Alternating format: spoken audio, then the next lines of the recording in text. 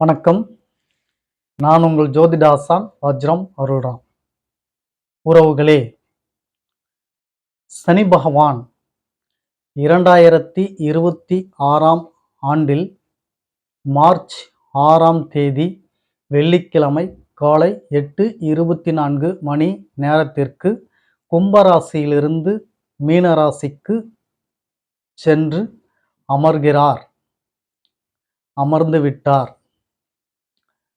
அவர் மீனராசியில் அமர்ந்து 12 ராசிகளுக்கும் என்னென்ன பலன்களை தருகிறார் என்பதை பற்றி நாம் பார்த்து கொண்டு இருக்கிறோம்.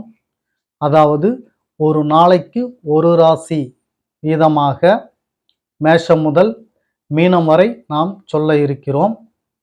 அந்த வரிசையில் இன்று நாம் பார்க்க இருப்பது சிம்ம ராசிக்கான பலாபலன்களை.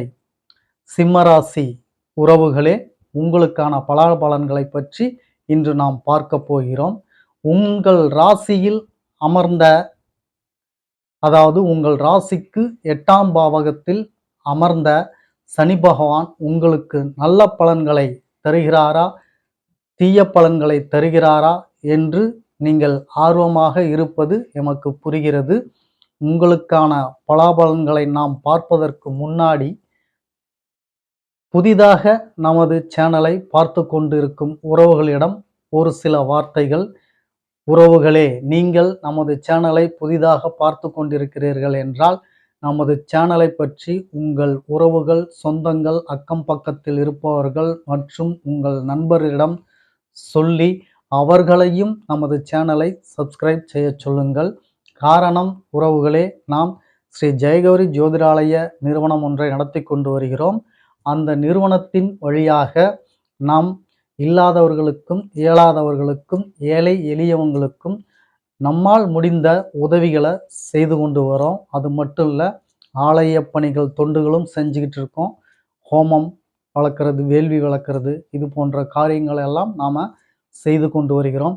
நம்ம செய்யக்கூடிய இந்த காரியங்களில் கிடைக்கப்பெறும் பலன்கள், புண்ணியங்கள் அத்துணையும் கௌரி ஆன்மீக சேனலின் பார்வையாளராக இருக்கக்கூடிய உங்கள் ஒவ்வொருவருக்கும் கிடைக்கப் பெற வேண்டும் என்ற எண்ணத்தில் தான் அவ்வாறு சொல்கிறேன். உறவுகளே, முதலில் புதிதாக பார்த்து கொண்டிருக்கும் நீங்கள் நமது சேனலை சப்ஸ்கிரைப் செய்யுங்கள். அருகில் இருக்கக்கூடிய பெல் பட்டனை ப்ரெஸ் பண்ணிக்கோங்க. லைக் பண்ணுங்க, ஷேர் பண்ணுங்க. இப்போ பதிவுக்குள்ளார போகலாம் வாங்க உறவுகளே.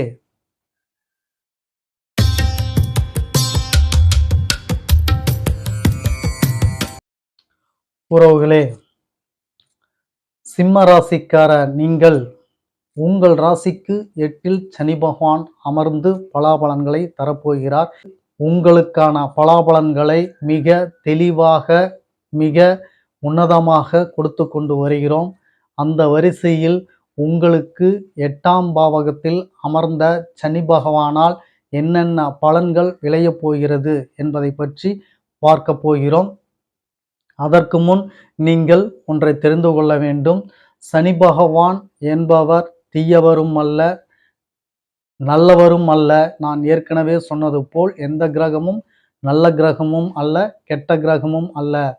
உங்கள் லக்னத்தின் அடிப்படையில் அவர்கள் வாங்கி வந்த சுப கிரகம் என்றால் உங்களுக்கு சுபத்தை தருவார்கள், அசுப கிரகம் என்றால் அவர்கள் அசுபத்தை தருவார்கள். மொத்தத்தில் ஒரு கிரகத்தை நல்ல கிரகமா தீய கிரகமா என்று தீர்மானிப்பது உங்கள் லக்னத்தின் அடிப்படையில் தான். அதுபோன்ற இந்த சனி பகவான் உங்கள் லக்னத்திற்கு நல்லவராக வந்தால் கண்டிப்பாக நல்லதை செய்வார். உங்கள் லக்னத்திற்கு கெட்டவராக வந்தால் கெட்ட பலன்களை செய்வார். அவ்வளவுதான் விஷயம். சரி உறவுகளே, இப்பொழுது பொதுவான பலனான சிம்ம ராசிக்கு 8இல் அமர்ந்த சனி பகவான் உங்களுக்கு என்னென்ன பலனை தரப்போகிறார் என்பதை பற்றி நாம் பார்க்க வருகிறோம். முதலில் 8ஆம் பாவகத்தில் அமர்ந்தால் உங்களுக்கு ஆயுளை நீட்டிக்கிறார். சனி பகவான் 8ஆம் பாவகத்திற்கு காரகர், ஆயுள் காரகர் அவர்தான். அவர் 8இல் அமர்வதால் ஆயுள் சார்ந்த விஷயங்கள் உங்களுக்கு பலப்படும். நிறைய பேர் ஆயுள், அதாவது முதியவராக இருந்து உயிருக்கு போராடி கொண்டிருக்கிறார்கள்.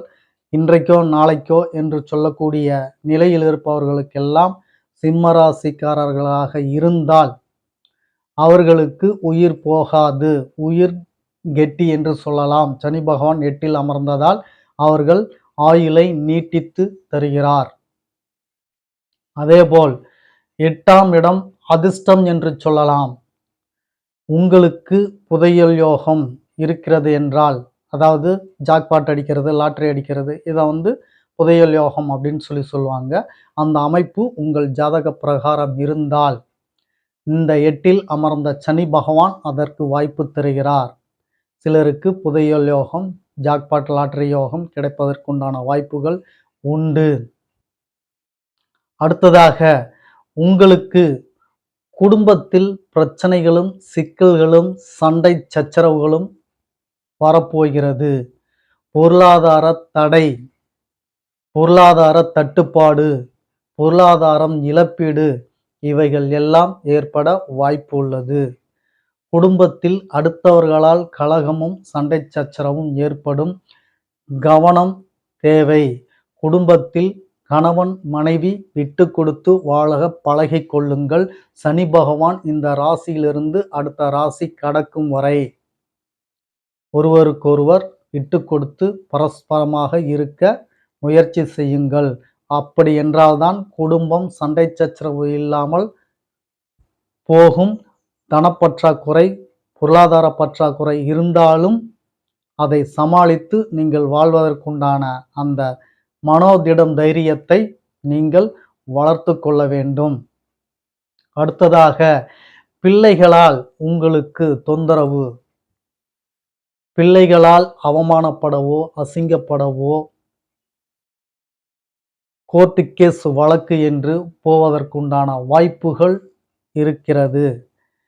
பிள்ளைகளிடத்தில் நீங்கள் கவனமாக இருக்க வேண்டும். பிள்ளைகள் என்ன செய்கிறார்கள், எங்கு போகிறார்கள், யாருடன் பழகிறார்கள், ஒழுங்காக பள்ளி செல்கிறார்களா, என்ன செய்கிறார்கள் என்பதை நன்கு கவனித்து பிள்ளைகள் மீது அதிக அக்கறையும் கவனமும் செலுத்த வேண்டும். பூர்வீக சொத்து இருந்தால், அதில் பிரச்சனை வழக்கு ஏதேனும் போட்டிருந்தால் அதை நீங்கள் இழக்க நேரிடும். அல்லது பொருளாதாரத்தில் மன்னிக்கவும், அல்லது பூர்வீகத்தில் பிரச்சனைகள் வருவது போல் இருந்தால் வழக்குகள் தொடுக்க, பூர்வீக சொத்தில் வழக்கு சேர உண்டான நிகழ்வு நடக்கவிருக்கும். சனி பகவான் பார்வை இருப்பதால். அதேபோல் ஆன்மீக நாட்டம், ஆலயம் வழிபாடு உங்களிடத்தில் குறைய பெறும். என்னடா சாமி, என்னடா கடவுள், எதுவும் நமக்கு கை கொடுக்க மாட்டேங்குது, எதுவும் கருணை புரிய மாட்டேங்குது என்ற விரக்தியை உண்டு பண்ணும். மன உளைச்சலை ஏற்படுத்தும். அது மட்டுமல்லாமல் தொழில் முடக்கத்தை ஏற்படுத்தும், தொழிலில் சரிவு ஏற்படுத்தும், தொழிலில் தடுமாற்ற நிலையை தரும். புதிதாக தொழிலை மாற்றிக்கொள்ளலாமா என்று நினைக்க வைக்கும். மொத்தத்தில் தொழில் சார்ந்த நிலைப்பாடு கவனம் தேவை. இருக்கிற தொழிலை அப்படியே கொஞ்சம் கொஞ்சமாக நீங்கள் மேம்படுத்த வழிவகை செய்து பாருங்கள்.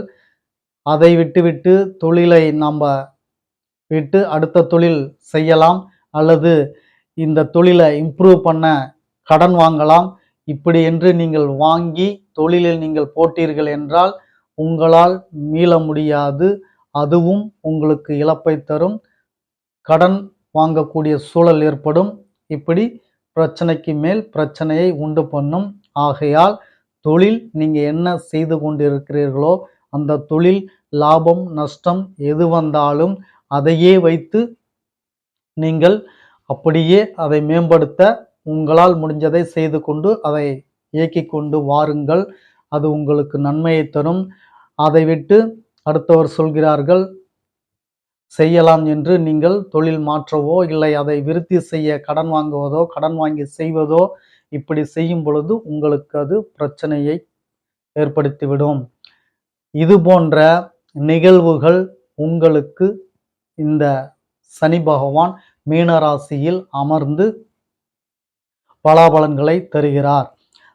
சரிங்க ஐயா, இதற்கு என்ன பரிகாரம் என்று கேட்டீர்களேயானால், உங்களுக்கு சனி பகவானால் பிரச்சனை என்றால் சனி பகவானைத்தான் வழிபட வேண்டும்.